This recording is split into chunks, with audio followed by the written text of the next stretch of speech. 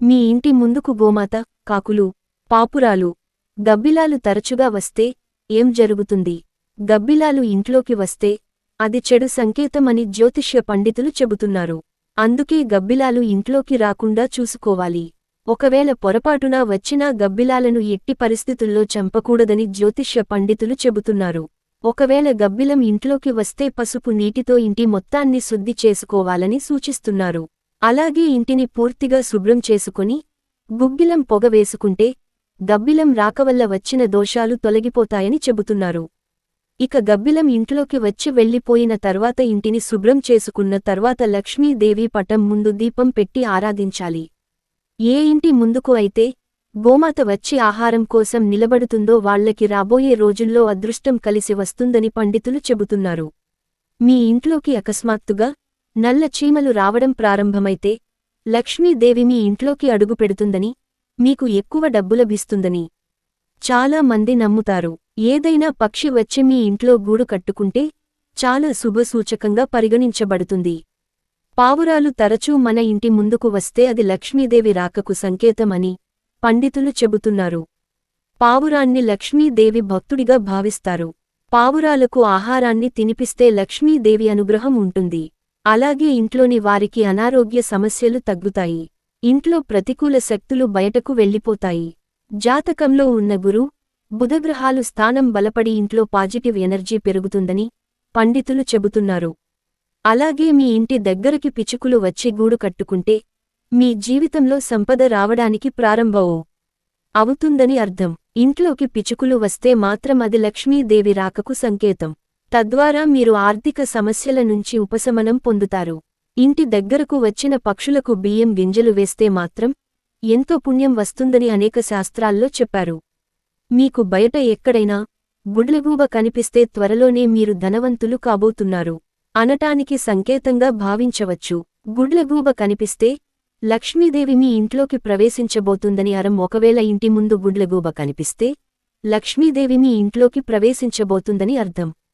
ఒకవేళ ఇంటి ముందు కాకి అరిస్తే మన ఇంటికి బంధువులు వస్తారనే విశ్వాసం ఉంది. అయితే ఒక కాకి అరిస్తే ఏం కాదు, కాని ఎక్కువ కాకులు ఇంటి ముందుకు వచ్చి ఒకేసారి అరిస్తే మాత్రం అశుభమని పండితులు చెబుతున్నారు.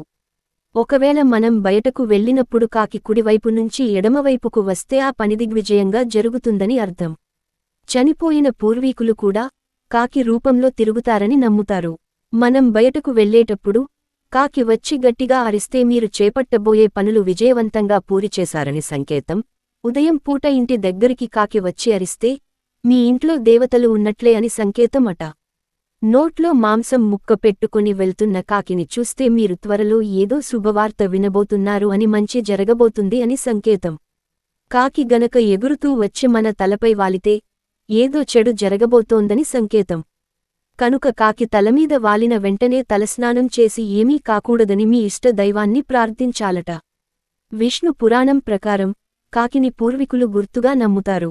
మీ ఇంటి ముందుకు వచ్చిన కాకికి రోజు ఆహారం పెడితే మీ జాతకంలో ఏమన్నా దోషాలు ఉంటే అవి తొలగిపోతాయి. ఒకప్పుడు రామచిలుకలు ఎప్పుడూ ఇళ్లల్లోనే ఉండేవి. కాని ప్రస్తుతం వాటి ఊసే లేదు. అయితే రామచిలుకలు ఇంట్లోకి రావడమనేది ఎంతో శుభంగా పరిగణిస్తారు. ఎందుకంటే రామచిలుకకి కుబేరుడికి సంబంధం ఉంది. అంతేకాకుండా చిలుక మన్మధుడి వాహనం. చిలుక శుభానికి ప్రతీక. చిలుక ఇంట్లోకి ప్రవేశించడం వల్ల మీ సంపద బాగా పెరుగుతుంది. ఇంట్లోకి తాబేలు రావడమనేది ఎంతో శుభంగా పరిగణిస్తారు. తాబేలు ఇంట్లో సానుకూల శక్తిని తీసుకువస్తుంది. ఇది శ్రీ మహావిష్ణువు కూర్మావతారానికి సూచిస్తుంది. అందుకే దీన్ని మరింత పవిత్రంగా భావిస్తారు. తాబేలు ఇంట్లోకి రావడమనేది లక్ష్మీ రాకకు చిహ్నంగా పరిగణిస్తారు. ఉదయాన్నే మనం లేవగానే అనుకోకుండా ఒక తెల్లని పక్షి కనుక మనకి కనిపిస్తే, లేదా ఆ పక్షి గూడు కట్టుకుంటూ కనిపిస్తే అది చాలా శుభసూచకంగా ఉంటుంది. చాలా మంది కప్పలను చూస్తే భయంతో చికాకు పడటం లాంటివి చేస్తుంటారు. అయితే ప్రపంచవ్యాప్తంగా కప్పలను శుభానికి ప్రతీకగా చెబుతారు. కప్పను సంపదకు, శ్రేయస్సుకు చిహ్నంగా గుర్తిస్తారు. కప్ప ఏ ఇంట్లోకి వస్తే ఆ ఇంట్లో ఆనందంతో అదృష్టాన్ని తీసుకువస్తుంది. ఇంటి బయట కుక్క ఏడుస్తూ కనిపిస్తే ఆ ఇంట్లో ఏదో పెద్ద విపత్తు జరగబోతుందని అర్థం చేసుకోవాలని పెద్దలు చెబుతున్నారు. కుక్కలేడుపు ఆర్థిక నష్టాన్ని సూచిస్తుంది. భవిష్యత్తులో మీరు నష్టపోయే అవకాశం ఉంది. కొన్ని సందర్భాల్లో మీ ఇంటి చుట్టూ దుష్టశక్తులు ఉన్నట్లయితే కుక్కలు దానిని పసిగట్టి మొరగడం ప్రారంభిస్తాయి. మీ ఇంటి ముందు కానీ మీ ఇంటి దగ్గర్లో కానీ కుక్క ఏడ్చినప్పుడు శివుడిని పూజించండి. లేదా ఓం నమః శివాయ అనే మంత్రాన్ని జపించండి. ఇలా చేస్తే మీకు రాబోయే రోజుల్లో ఏ కష్టాలు ఉండవు.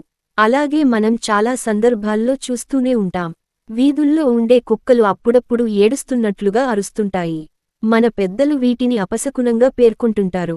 వీధిలో కుక్కలు ఏడుస్తున్నట్లుగా ఉంటే అది అపశకునం అని, చెడుకు సంకేతం అని పెద్దలు చెబుతున్నారు. ఏదైనా విపత్తు చెడు సంఘటన జరగడానికి ముందే కుక్కకు సిగ్నల్స్ అందుతాయట. అందుకే కుక్క ఏడుస్తుందంటే ఏదో విపత్తు రాబోతుందని నమ్ముతారు. ఇంట్లోకి సీతాకోకచిలుక రావడం చాలా అరుదు. సీతాకోకచిలుకలు ఇంట్లోకి రావడం ఎల్లప్పుడూ మంచి శకునమే అని పండితులు చెబుతున్నారు. సీతాకోకచిలుకలు ఇంట్లోకి వస్తే వాటి రంగులాగే మన జీవితం కూడా రంగులమయం అవుతుందట.